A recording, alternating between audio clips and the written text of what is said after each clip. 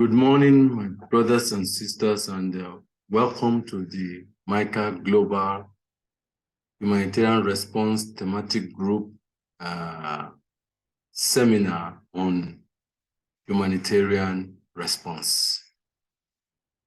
The topic we are looking at for this seminar is the biblical basis for humanitarian response. And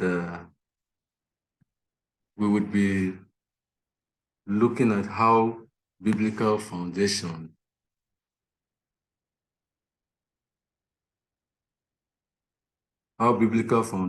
can help us better manage our disaster response. Let me share with you some of what I have here, I prepared here on slide. So we are looking at the biblical basis for humanitarian response.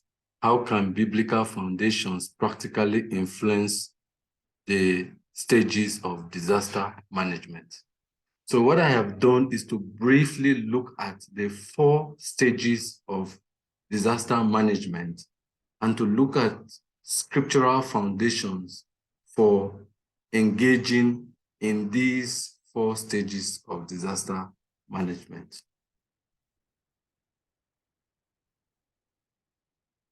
So what are these 4 stages of disaster management? The first stage is the emergency response stage. This is the stage where many of us as humanitarian organizations are very quick to be involved in. The second is the rehabilitation and reconstruction. The third is mitigation, and the fourth is preparedness. Now let's quickly look at each of them. The emergency response stage. The goal of this stage of disaster management is to meet the immediate and basic life-saving needs of people who have survived the disaster. And these needs are usually classified into 2 major areas: food and non-food needs. Food, non-food needs: water, shelter, healthcare, psychosocial and emotional or physical security that enables us to help the survivors come through the disaster. I'd like to emphasize that, unfortunately, for many humanitarian organizations, disaster management, disaster response or humanitarian response starts and ends with this stage, emergency response, but fails to transition to or even intentionally prioritize on the other stages of disaster management, especially the stages of mitigation and preparedness. But not just those, importantly also, even the rehabilitation and reconstruction stage are equally very, very important.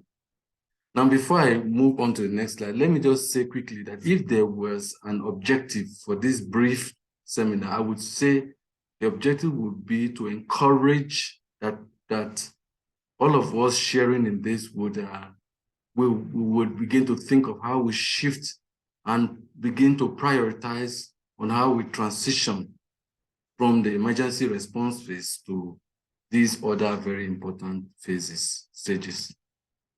Now, let's look at rehabilitation or reconstruction. Now, this is the phase where responders take action to rebuild a community once the emergency response stage has ended. It may last for weeks or months or even years, depending on the scale of damage by the disaster.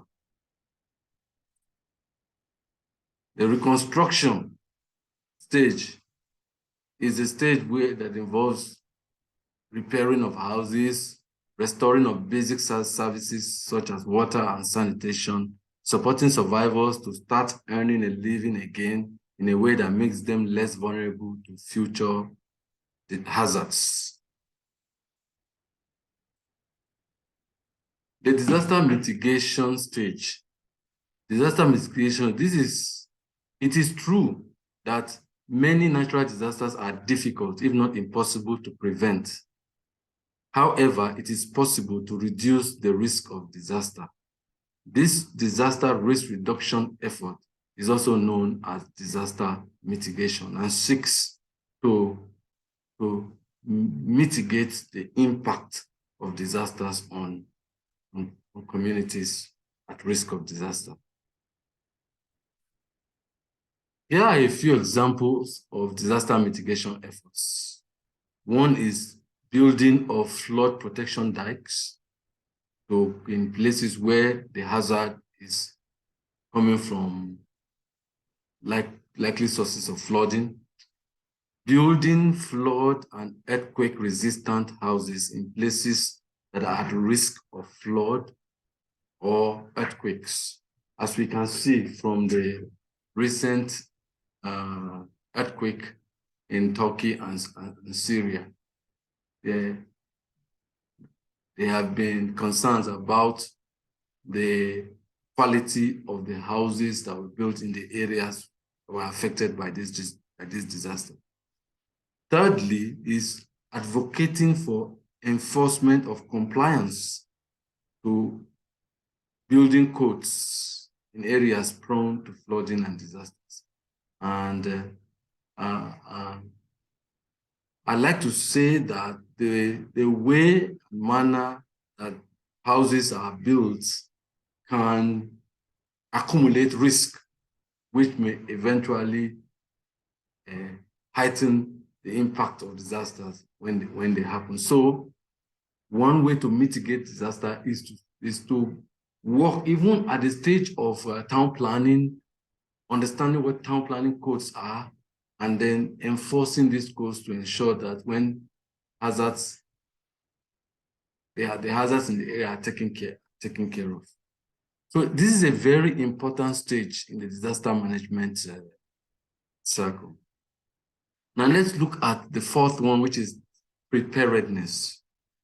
This stage of disaster involves activities aimed at preparing for the impact of a hazard. They help community members to cope and to recover from disasters when they occur. So these are, I'll run through a few examples of disaster preparedness activities. The first on this list is establishing of early warning systems that enable people within the disaster zone to be able to evacuate, if possible, on the onset of the disasters. Number two is pre-identifying evacuation routes before the disaster. Number three is providing training in survival skills, such as first aid or search and rescue, and others. But these two are very critical in preparing disaster. That we have teams that are trained to be able to provide first aid for wounded survivors, and also teams that are equipped to be able to carry out search and rescue to save survivors trapped during a disaster. Number four is the need for stockpiling both food and non-food items in advance of a disaster. These are preparedness activities. The fifth is developing contingency plans. And I think this is very important for us as Micah, HRTG. I'll encourage that at the country level, we get more involved with developing contingency plans on how we might respond should there be a particular disaster. This is very helpful. The last is training and pre-positioning of disaster response teams, including rapid assessment teams who go in to assess the state and the extent of damage and help us inform how we plan our response. So these are the 4 stages. I would like to close by just looking at the biblical foundation for these stages. For emergency response phase, Acts chapter 11 from verse 19 to 30 gives us an example of how the early Christians responded to a disaster, a famine disaster during their time. And this is a very classical example of how churches might coordinate within themselves to be able to respond in an emergency.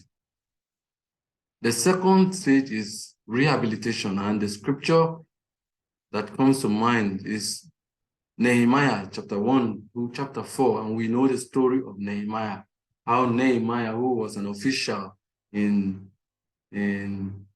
the government of one of the nations which had conquered Israel, was concerned about the destruction of the walls of Jerusalem, and how Nehemiah sought permission from the king, and also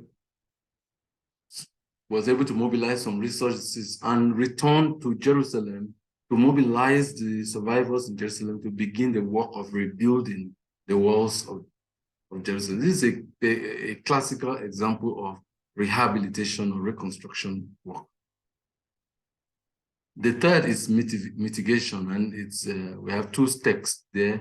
Luke chapter 46, Luke chapter 6 from verse 46 to 49, and Matthew chapter 7, 34 to 27. Should be 24 to 27. What that means.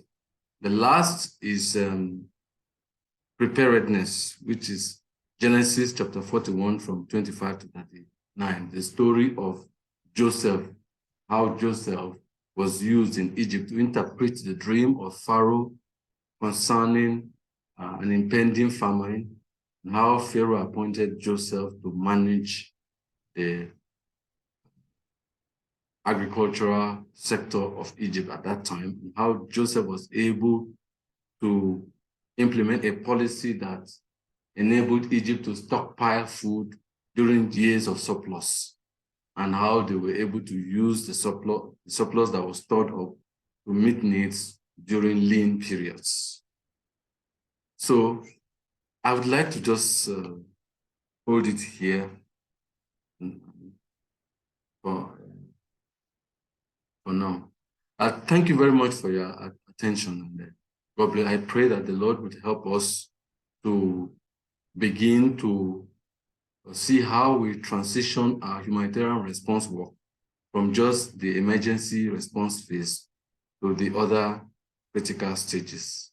May the Lord bless us and help us in our work during disasters. Thank you, and God bless you.